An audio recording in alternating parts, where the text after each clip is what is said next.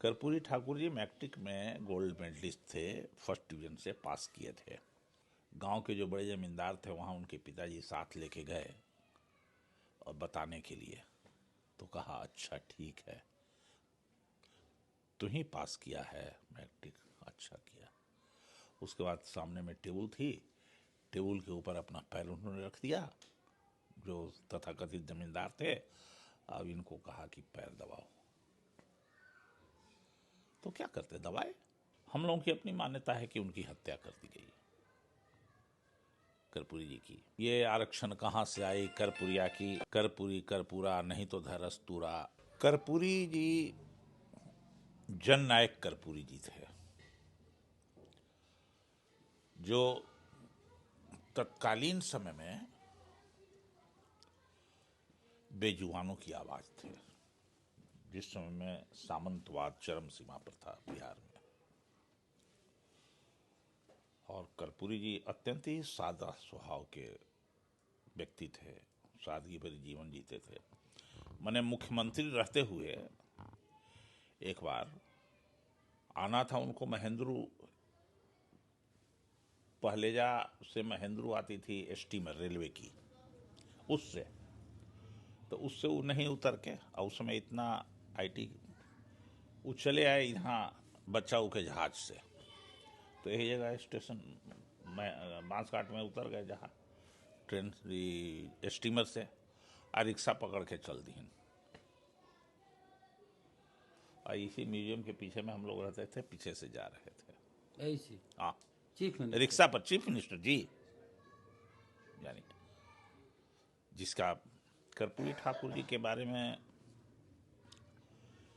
आप यहाँ से निकलिएगा तो सामने में जाइएगा, डॉक्टर उनका दामाद हैं, देखिए डॉक्टर आरसी शर्मा उनके दामाद हैं, रिटायर कर गए हैं। तो अपनी बेटी का शादी कर रहे थे ही डॉक्टर आरसी शर्मा से, उस समय भी मुख्यमंत्री थे। जब मुख्यमंत्री थे तो अपने मंत्रिमंडल के सभी सहयोगों को कह दें कि मत आइएगा कोई हमारे यहाँ, हम नहीं दे सके। हाथ से ही निमंत्रण सबको लिखीन, आगे अपने गांव में सबको घूम के दे दिया उन्होंने निमंत्रण। तो कपिल देव बाबू थे उस समय मंत्री, कपिल देव सिंह, कपिल देव बाबू चले गए उनके यहाँ, कहें कि कह लतो चले लू, हम बुलाए तो नहीं थे आपको।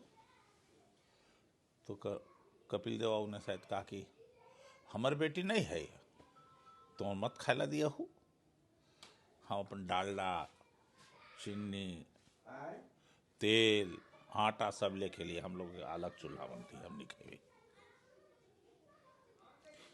यही पूछ लीजिएगा जाके, भी सामने में है उनका क्लिनिक, बहुत बड़े डॉक्टर हैं, डॉक्टर आरसी शर्मा, और वो भी उसी तरह से सिंपल रहते हैं एकदम। डॉक्टर बहुत सादगी शर्मा, थी, बहुत ईमानदारी थी, बहुत ईमानदारी तो थी। उनके बचपन, ठाकुर जैसा आपको उस व्यक्तित्व का आदमी, आज तक पितौंझिया में उनका घर नहीं बना, वही जैसे था वैसे ही है। समस्तीपुर जिला में कर्पूरी ग्राम है, उसी जगह एक गांव है पितौंझिया, उनके गांव का नाम है पितौंझिया। तो जो उनका घर था खपड़पोश, वही घर आज भी है, बना तो नहीं। कर्पूरी ठाकुर रूढ़िवाद अंधविश्वास के विरोधी आदमी थे।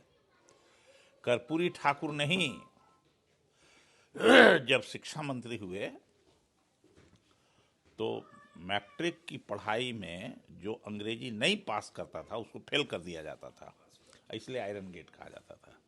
तो कर्पूरी जी ने ऑर्डर पास कर दिया कि नहीं, कोई ज़रूरी नहीं है कि अंग्रेजी जो पढ़ेगा उसी को हम पास करेंगे, जो नहीं पढ़ता है, फेल करता है, उसको भी मैट्रिक पास का डिग्री दीजिए।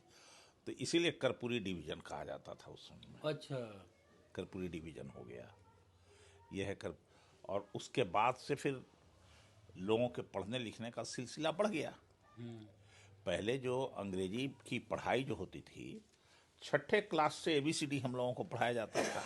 वो तो 90 के दशक तक चला है। छठा क्लास में जब जाके ABCD पढ़ेगा, आज तो छठा के बाद कई को लड़का जैसे कि ग्रेजुएट करता है तो वो कहाँ से कोई अच्छे कॉलेज में अच्छे इंस्टीट्यूशन में जाएगा या अच्छी नौकरी में जाएगा नहीं।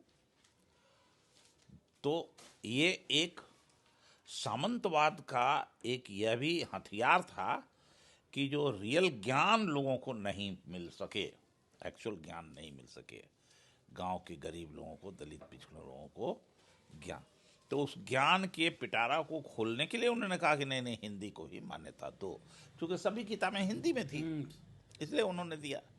नतीजा ये हुआ कि फिर बहुत सारे लोग आए, पढ़ना शुरू किया। उनके पढ़ाई के दौरान जो कर्पूरी ठाकुर जी ने फीस माफ कर दिया था मिडिल स्कूल तक, हाँ सबको। पहले मिडिल स्कूल तक फीस लगता है, स्कूल के मैनेजमेंट लेता था फीस, स्कूल नहीं लेता था, स्कूल का मैनेजमेंट फीस लेता था।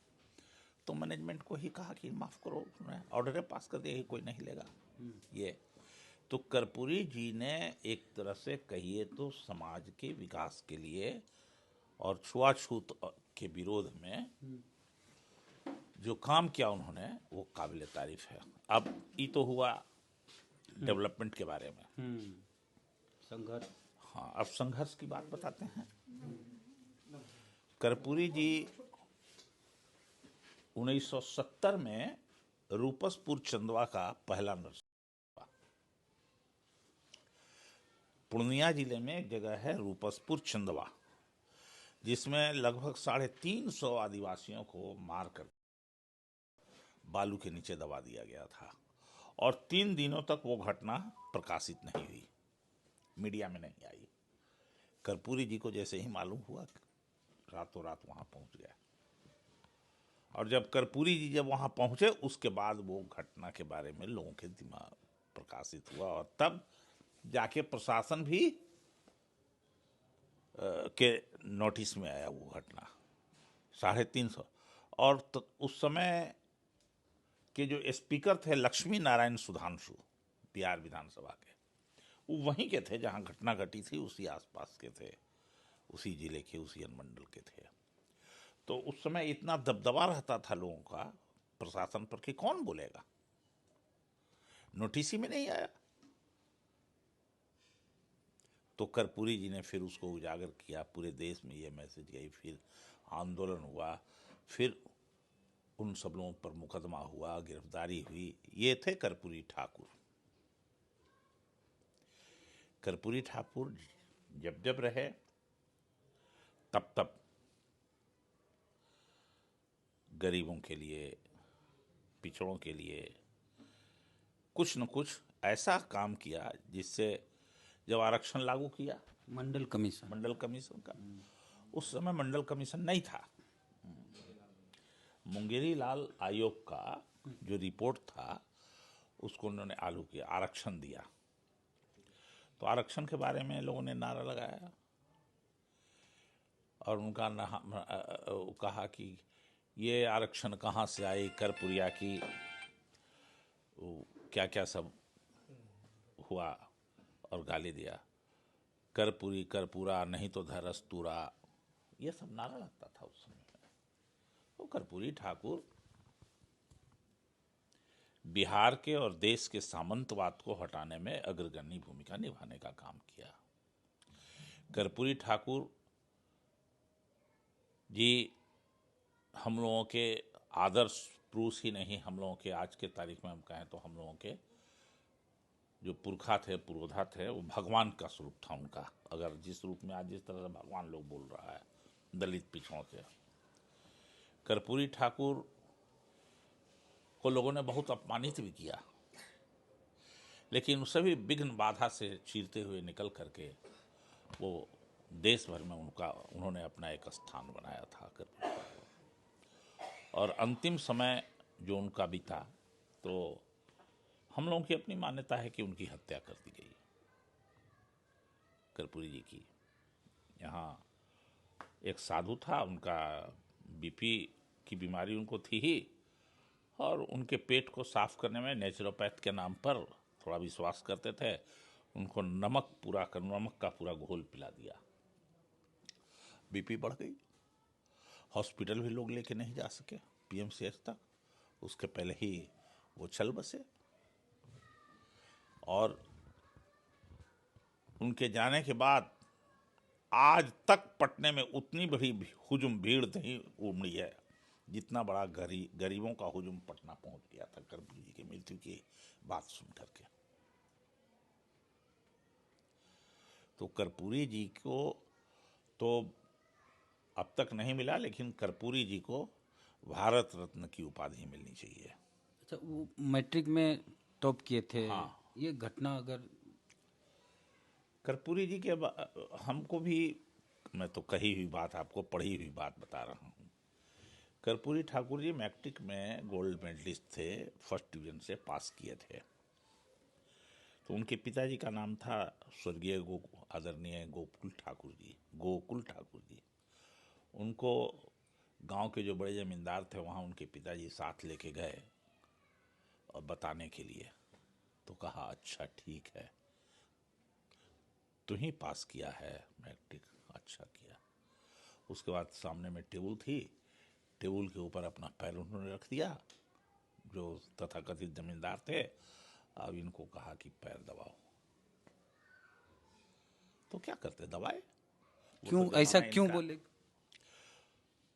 सामंतवादी मानसिकता थी और वो चाहता था कि अभी अगर आगे बढ़ जाएगा तो फिर हम लोगों को रहना है मुश्किल होगा। समाज में मनोबल तोड़ने के लिए किया गया। जाति इसके पीछे वजह है कि वो अति पिछड़ी तौर से जाति भी, निश्चित तौर से नाई जाति के थे, तो ये भी एक बहुत बड़ा कारण था। तो मैं दो बात कहूंगा, जो लोग भी आज कर्पूरी ठाकुर की बारे में बोल रहे हैं या उनके विरासत में उनके बनना चाहते हैं उत्तराधिकारी, सबसे पहले मैं अपील करता हूं कि कर्पूरी ठाकुर जी को भारत रत्न की उपाधि दी जाए, नंबर 1। नंबर 2, जो लोग उस विरासत को लेना चाहते हैं, कर्पूरी ठाकुर जी रूढ़िवाद और अंधविश्वास के विरोधी थे, तो उसके अपने जीवन में ही अपने आचरण में लाना चाहिए। रूढ़िवाद और अंधविश्वास को समाज से खत्म करना चाहिए, और जो विरासत में उनको अपना पुरखा मानते हैं, सबसे पहले अपने जीवन में, अपने कर्म में, अपने वचन में रूढ़िवाद और अंधविश्वास को परिवार से समाप्त करना चाहिए। तो कर्पूरी ठाकुर को लेके अगर उनकी जाति समाज के लोगों से भी बात पूछी जाती है कि आप उनके बारे में क्या जानते हैं, तो बहुत लोग बहुत कुछ नहीं जानते हैं, क्योंकि किताब पढ़ने में लोगों का इंटरेस्ट अब नहीं है। लोग देखते हैं वीडियो। इसलिए हमारा प्रयास है कि वीडियो के माध्यम से उनसे जुड़े लोगों से बात करें जिनके बारे में हम लोगों को बताना चाहते हैं। किताबें मिलने भी मुश्किल है, हर जगह उपलब्ध नहीं, लेकिन वीडियो हर मोबाइल में। तो कर्पूरी ठाकुर के बारे में अगर आप जानें, उनकी कौन सी बात आपको अच्छी लगी ये बताइए कमेंट बॉक्स में। फेसबुक पे देख रहे हैं, पेज को लाइक फॉलो नहीं किए कर लीजिए। यूट्यूब पे देख रहे हैं, सब्सक्राइबर नहीं तो घंटी बजा कीजिए। जय भीम, जय भारत।